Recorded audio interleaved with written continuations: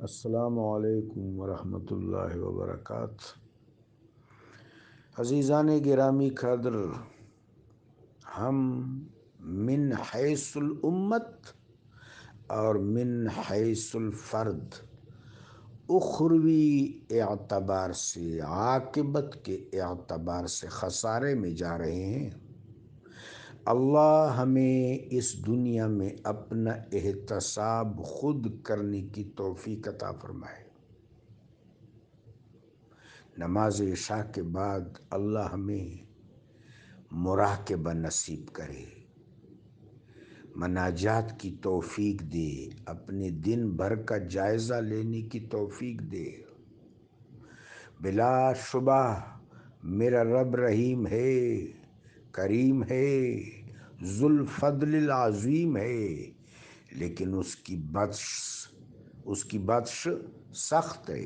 ان بطش ربک لشدید، رب جلیل کی گرفت بطش سخت ہے۔ اللہ محفوظ رکھے۔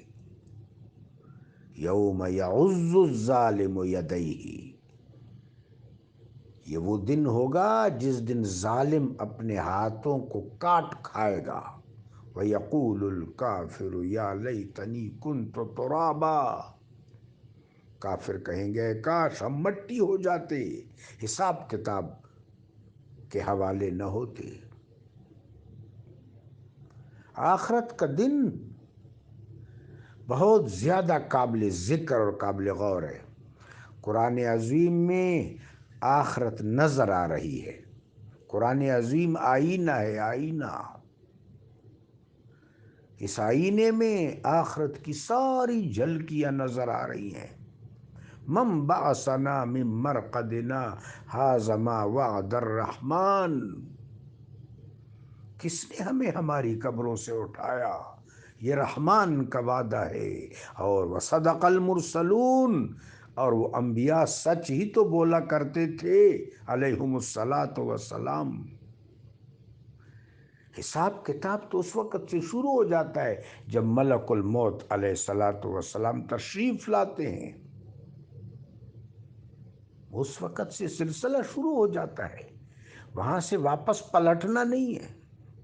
برزخ کا دروازہ دنیا کی طرف نہیں کھلتا، عقبہ کی طرف کھلتا ہے۔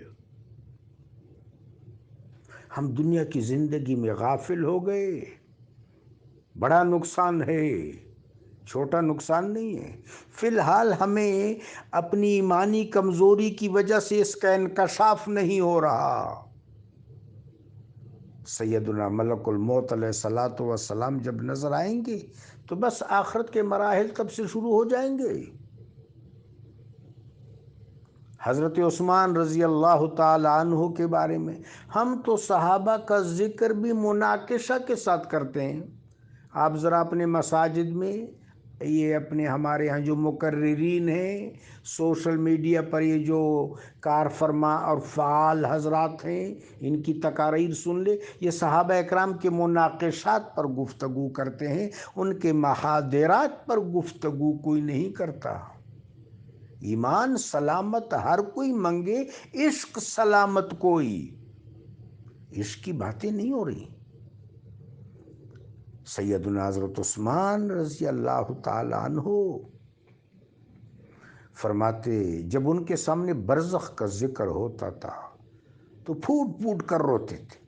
کسی نے کہا کہ حضور، جب جنت دوزخ کا ذکر ہوتا ہے تو آپ پر کوئی تاثر اتنا رونما نہیں ہوتا، لیکن برزخ کے ذکر، قبر کے ذکر سے آپ کا یہ حال ہو جاتا ہے۔ تو آپ نے فرمایا آخرت کے مرحلوں میں پہلا مرحلہ تو یہ ہے، یہاں جو بندہ پاس ہو جائے وہ آخرت میں بھی پاس ہو جائے گا۔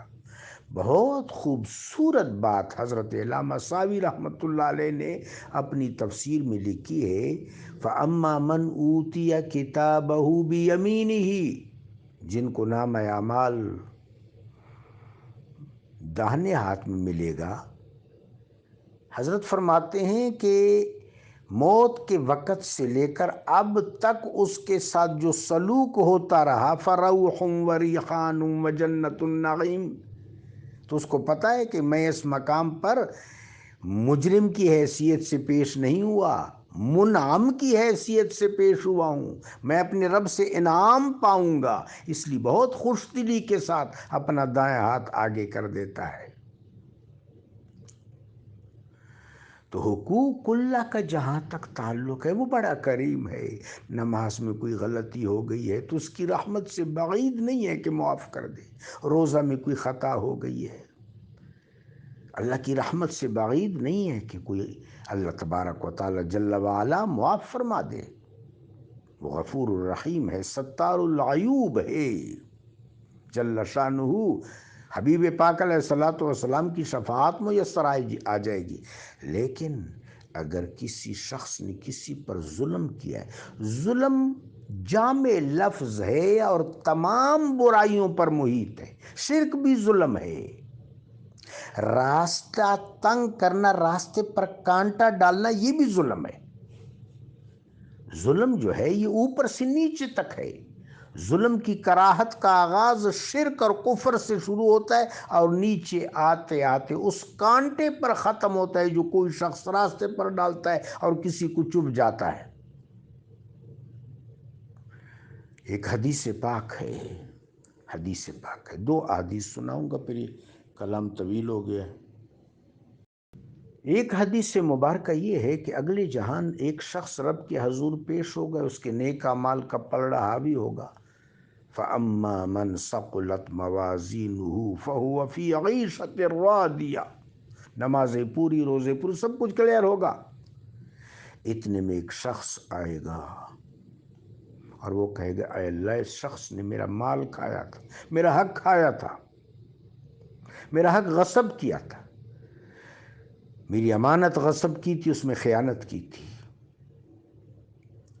کریم رب فرمائے گا، تیرا باقی معاملہ صحیح ہے، اس شخص کا، یہ جو میرا بندہ جس کا حق تم نے سلب کیا تھا، اس کا حق حاویہ میں پڑا ہے۔ حاویہ 8واں پاتالی طبق ہے دوزخ کا، سب سے اوپر۔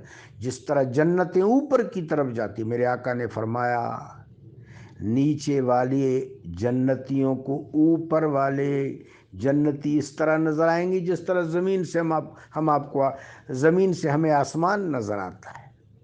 بڑی وسعتوں والی جگہ ہے جنت، لیکن ہر کوئی قانع ہوگا۔ میرے آقا نے فرمایا کہ جو کم طبقات والے ہیں ان کو یہ احساس ہوگا کہ ہمارا مرتبہ سب سے بلند ہے، وہاں کوئی غم نہیں ہوگا، کوئی حسرت نہیں ہوگی، کوئی تعصف نہیں ہوگا۔ ہاں، دنیا میں جو لمحہ اللہ تبارک و تعالی جل شانہ کے ذکر سے غفلت میں گزرا ہوگا اس پر حسرت ہوگی، باقی کوئی حسرت نہیں ہوگی۔ وَنَزَعْنَا مَا فِي صُدُورِهِم مِّن غِلٍّ، وہ حسرت کا مادہ اللہ تبارک و تعالی جل وعلا ان کی سینوں سے نکال دے گا۔ اللہ اکبر۔ لہذا جنت میں ہر شخص اپنے مرتبے پر قانع ہوگا۔ میرے آقا و مولا علیہ الصلوۃ والسلام نے بنفس لطیف و نفیس و رحیم صحابہ کو، بلکہ راوی فرماتے ہیں کہ آقا و مولا علیہ السلام نے اپنے دہنے اقدس و نورانی کے گرد چادر مبارک لپیٹی تھی اور آپ کے رخسار انور سرخ ہو رہی تھی، جس سے ہمیں اندازہ ہو رہا تھا کہ سرکار دو عالم متبسم ہیں۔ تو آپ فرما رہے تھے، میں اس آخری جنتی کو جانتا ہوں جو دوزخ سے میری شفاعت پا کر نکلے گا۔ وہ کہے گا، اللہ مجھے دوزخ سے نکال دے اور کچھ نہیں مانگوں گا۔ پھر جب اوپر آئے گا تو کہے گا، اللہ دروازے کے قریب کر دے جنت کے، پھر کچھ نہیں مانگوں گا۔ لمبی حدیث ہے، مختصر یہ کہ شخص بالآخر جنت میں آ جائے گا۔ میرے آقا نے فرمایا اس شخص کی جنت کی وسعت کا عالم یہ ہوگا کہ اس کے باغات میں صرف ایک درخت کا سایہ اتنا وسیع و عریض ہوگا کہ تیز رفتار گھوڑا اگر اتنے سال، بعض روایات میں 7 سال، بعض میں 40 سال آیا، کتنی مسافت تک دوڑتا رہے گا تو اس کا سایہ نہیں طے کر پائے گا۔ بڑی وسعتیں ہیں۔ اللہ اکبر۔ واسع کریم جو ہے، تو ہر کوئی قانع ہوگا۔ تو جنت رفعتوں کی طرف جاتی ہے، دوزخ پاتال کی طرف جاتی، نیچے اسفل کی طرف جاتی ہے۔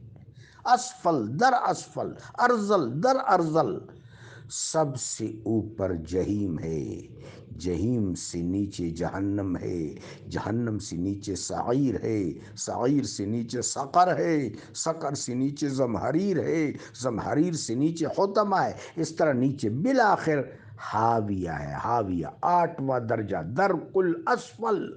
قرآن پاک میں آتا ہے ان المنافقین لفی الدرک الاسفل من النار، ان تمام گہرائیوں میں سے، دوزخوں میں سے گزرنا پڑے گا، وہاں سے اس کا حق لانا پڑے گا۔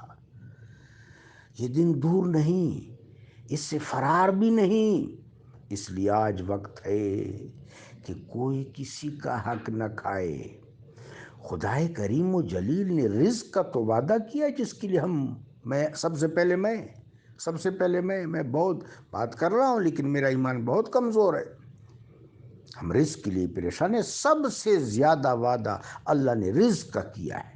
قرآن عظیم کی آیات کو دیکھیں، وَمَا مِن دَابَّةٍ فِي الْأَرْضِ إِلَّا عَلَى اللَّهِ رِزْقُهَا وَيَعْلَمُ مُسْتَقَرَّهَا وَمُسْتَوْدَعَهَا كُلٌّ فِي كِتَابٍ مُّبِينٍ وَاللَّهُ خَيْرُ الرَّازِقِينَ من يرزقكم من السماوات في السماوات والارض من السماوات والارض ولله خزائن السماوات والارض ولله مقاليد السماوات والارض وَكَأَيٍّ مِّن دَابَّةٍ تَحْمِلُ رِزْقَهَا اللَّهُ يَرْزُقُهَا لَا تَقْتُلُوا أَوْلَادَكُمْ خَشْيَةَ إِمْلَاقٍ نَحْنُ نَرْزُقُكُمْ وَإِيَّاهُمْ إِنَّ قَتْلَهُمْ كَانَ خِطْئًا كَبِيرًا وَإِن مِّن شَيْءٍ إِلَّا عِندَنَا خَزَائِنُهُ وَمَا نُنَزِّلُهُ إِلَّا بِقَدَرٍ مَّعْلُومٍ وَفِي السَّمَاءِ رِزْقُكُمْ أَفَلَا تَعْقِلُونَ۔